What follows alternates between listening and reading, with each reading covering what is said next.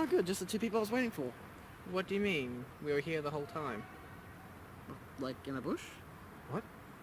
What did you want to talk about, Mindless? Psychology.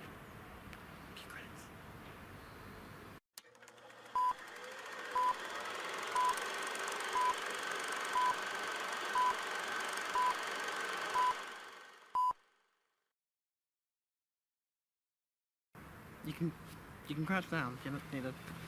I mean, all right. So, I specifically wanted to talk about a kind of dream-like thing I had in the episodes that you're in for the Mindless Show. This is uncomfortable to sit on. It was the morning show episode. I had that weird-ass dream while you were hypnotizing me. I still have no idea what the hell you did. I wasn't allowed to review the footage, so. That's probably for the best. Yeah, probably. I'd assume. Luckily, the mics are okay. Well, I mean, you know, the audience will actually know what went along, but you'll find out sooner or later, maybe. Yeah, probably. All right, so hello everyone, welcome to the Mindless Show. I'm joined by Lord Baron Goatee McGoat and Mr. Bubbles. I'm your host, Mr. Mindless, and we're in a bit of a different kind of setting. It's just to make it more centric to us, and there are dinosaurs on the ground. I'm not even joking. They totally are. Okay, so this dream sequence, because I want your opinions on it. Yep.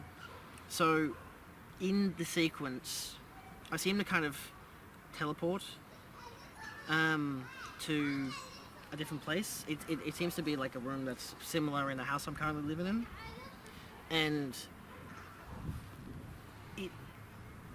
I kind of you know Zama and that guy.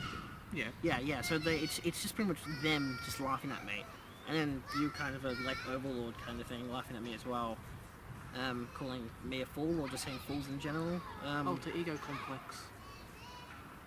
Yeah, maybe. I don't know. It's because there's also been this guy that's just been following me around. Like he was at my university campus recently when I was doing a more documentary style episode of the show. He wears that what's that film? It has Natalie Portman in it. It's by the Wachowskis. Oh, maybe in the film buff I should know this stuff. V for Vendetta. So it's got that Guy Fawkes mask on. Yeah, that's what's called, the Guy Fawkes mask. And he's just following me everywhere. I'm assuming it's a hair. I can never really see the hair, or at least enough to tell if it's a guy or a girl. So it's kind of just disturbing. So yeah, just I don't know. I want your impressions on how this chair has no arms. Your impression on these weird kind of dreams and visions I'm having, because it's not just outside of. It's not just that episode that I had that dream in, and so I've had weird visions. Yeah. How far back has this begun? I think it's as early as I conceived the season for what is the rest of it. Because I think it was like the whole idea of I don't even know. I don't know. Do you think this guy is a real entity, or do you think it's something in your head? Okay, do people acknowledge him? Have you noticed anyone acknowledge him or his presence? Or their presence? I don't think so. I can't recall any time where the person has been close to anything that's... No, I do remember. Because we recently found, myself, that guy and Kazuma, we're at a sports oval recently, and we found one of the Guy Fawkes masks, and it's disappeared since then. I don't know where it went. Did the others see the mask? They did. They saw the mask. Kazuma jokingly said, "Oh, it's the villain of the show." I'm like, okay. I didn't really understand what that meant, but then we ended up jokingly shooting a little documentary on pigeons, and it was just that guy in the mask, and he's just running around chasing pigeons. So that's the most physical we've had, having the actual mask and putting it on a friend and guest on the show, but I don't understand it really, because there's no other physical things outside of just being there. Are there troubles at home? Did you have money issues? I don't think so. Is okay? Because I'm getting serious vibes of It Follows here. Yeah. Interesting.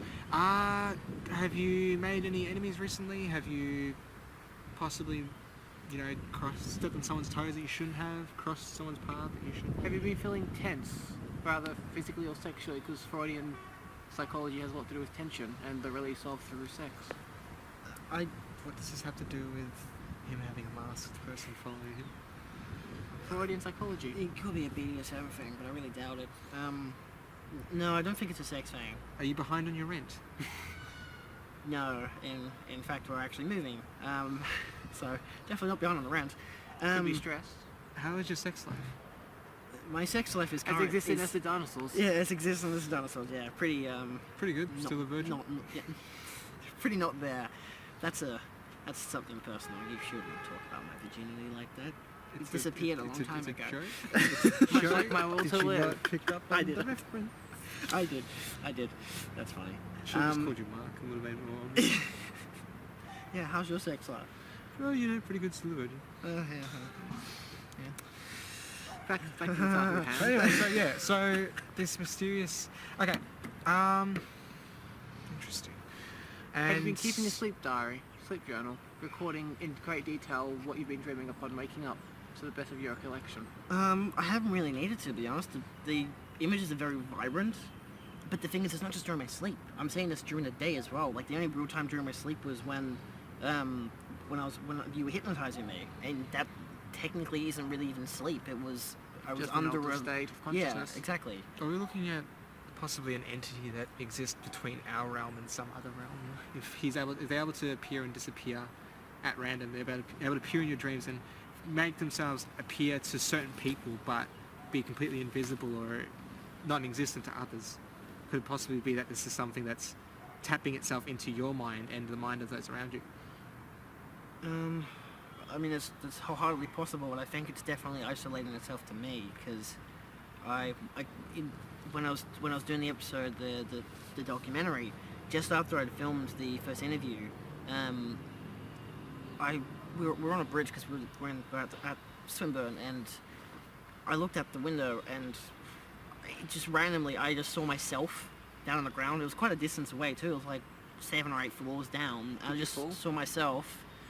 No, I was on the bridge. And this is like a bridge surrounded by glass as well. So I was looking down at myself, but I was very casual, like just like with my hoodie on, just hands in pockets, not really, just being there. Yeah.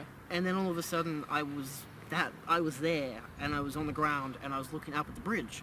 I just have And it wasn't exactly me on the bridge, but it was the guy in the mask.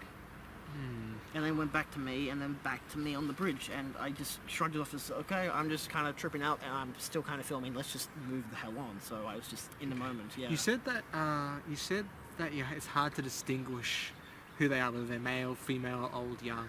Yeah. And that the mask that you got, it disappeared mysteriously. And it appeared mysteriously. Oh, Like, it I'd appeared even mysteriously. mentioned that, like, when I picked it up, I said this was not here when I put the camera down. Okay. Have you ever considered that maybe the mask is not a physical entity? Have you ever thought that maybe this masked figure isn't one, but maybe they are many, hence why you can't distinguish whether they're male or female, because they could be either or. They don't have a physical presence in this realm or this world, but they create a physical presence by maybe taking on the form of another, or borrowing someone else's form, if you will. Yeah, no, that Which could explain why, when I put you into that hypnotic state, you had that dream and that masked figure was there. Because... what's the thing? The masked figure wasn't there during that dream. Well, with the dream that But you it had... was the idea of just people. It was definitely the idea of people, different people. Because in this case, that guy and Zama being relatives of mine, so people I've shared most of my life with, it seemed mocking. They were mocking me. And I think it was to do with this show. It had something to do with this show, I'm certain of it. No, I genuinely believe that this masked figure may be not one singular person, maybe something that's, like I said, takes on the form of another person, and maybe the mask is meant to be a bit of a metaphor, if you will. You know, whoever wears the mask becomes this creature. They become, like, you know, it doesn't matter who they are, how old or young. Once the mask goes on, whether they want to or not, they become this thing that's following you around, and like whether it's malevolent or not, it doesn't matter. You know, it might be peaceful, it might want to kill you. It's definitely not Jim Carrey under that mask. Nervous laugh. Yeah, because that's kind of a pulled out, that reference kind of pulled out my ass. Yeah, no, it definitely, It definitely seems like multiple people. I definitely like where you're at, where you're thinking of. I think it's more of the question of. I don't know. It's just the assertion of both why and in certain places. Like, why is it in these certain places? Like, there doesn't seem to be anything that ties them together. Like, I guess that is the biggest question. Why? yeah, that is the biggest question. Why is this person following me? Yeah. I don't. Have you got film of this person or entity? Well, we only have footage of the mask, and that was in the sports at the end of the sports episode, and also when the bird documentary one where, I mean, we just filmed it as a joke, but because we had the mask, we're just like, I don't know, I just felt like I was mocking the person who had left this mask behind, or entity or whatever, mainly because like, oh, you're gonna pull fun at me, I'm gonna pull fun at you. So I think in the back of my mind I was thinking of that dream during the hypnosis, and I was thinking of my siblings who were laughing at me. I think it was, I mean, I don't know if that exactly relates to this villain as Kazuma said, but I feel like it does. Like, I feel like it's all somewhat connected. It doesn't have anything to do with sex, I'm sorry. Also that- Your Freudian analysis is pointless here. Also, that whole thing of calling it the villain, maybe that's part of the reason why it's making its presence more known. Is there something to do with the fact you're calling it a villain that it doesn't like? Or does it like the idea of being called a villain, and now it shows itself more to emphasize that image? Like, it hasn't done anything to mess with your life, has it? It hasn't done anything that's caused you to be in a bad situation with anyone? Hasn't made you look like you're insane to anyone? By making you, I don't know, maybe calling out to it, who are you? And everyone looks around to see there's no one there. And questions, like, nothing like that has happened, has it? No, nothing public has happened like that, or even private. I've never had a close, intimate, like, reaction So with can this Can you thing. truly call it evil? I don't know. I mean, it kind of just, I think, outside of what Kazuma said about it being the villain, I think the only other thing that makes me villainize it is what I consider to be a villain, and in this case, I guess because, especially after that episode, the morning show episode, we got some interesting reactions to it.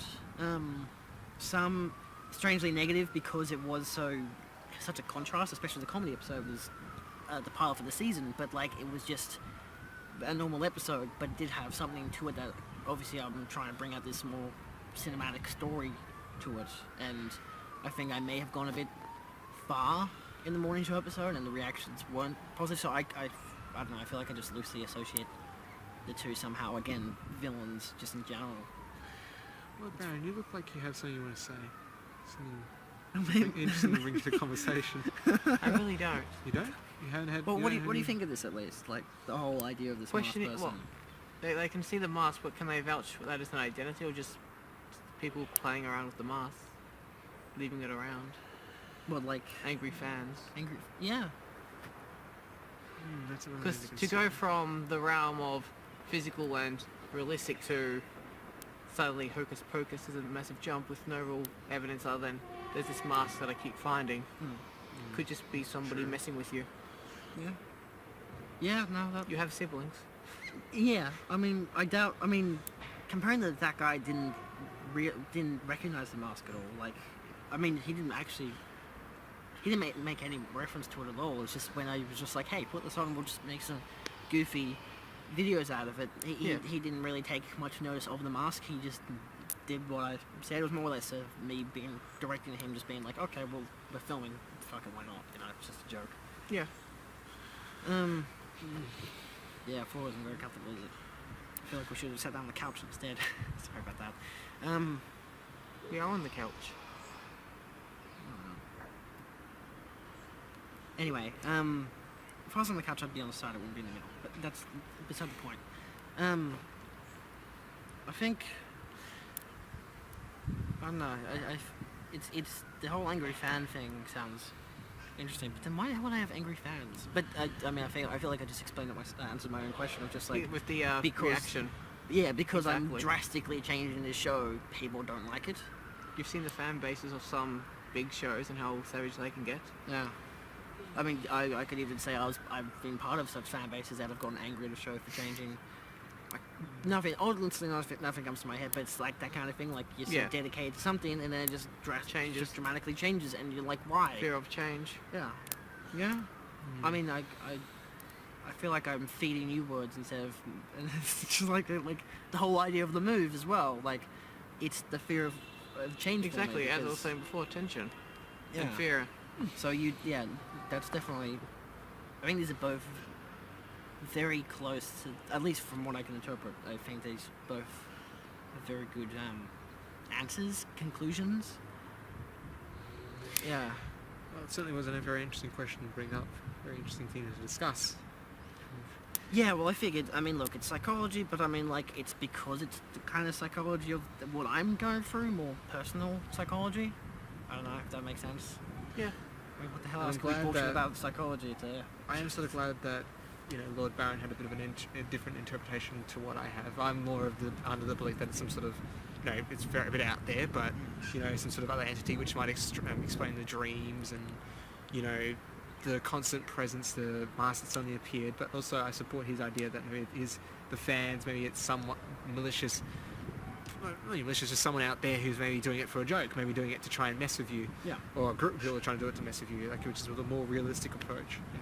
Which does explain other things. By all means, it could be, but start with the rationale before deviating. Like I said. In the words of Sir Arthur Dolly, author of Sherlock Holmes, once you eliminate all the improbable, once you eliminate all the impossible, whatever remains, no matter how improbable, must be the truth. So by all means, it could be. However, yeah, of course. I said I agree with you. I agree with your I know. approach. I'm giving it equal merit to what I believe. So we'll see. Who knows? Who honestly knows? Oh, I think this is a better discussion than is psychology bullshit or not. It has its merits. Yeah. Yeah, I don't...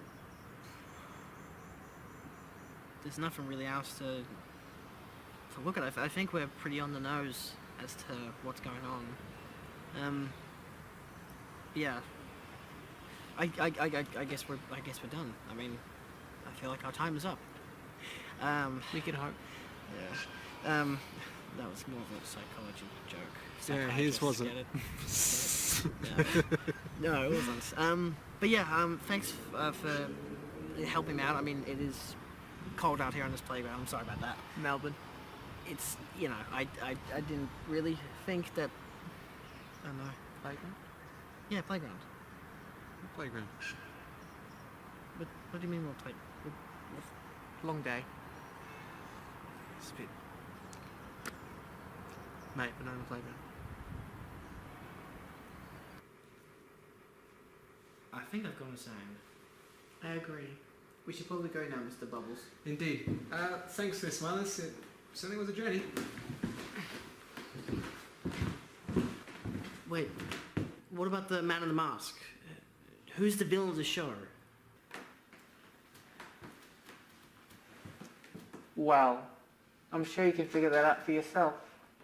It certainly has been interesting to peer into your psyche, Mr. Mindless. But until next time. Farewell.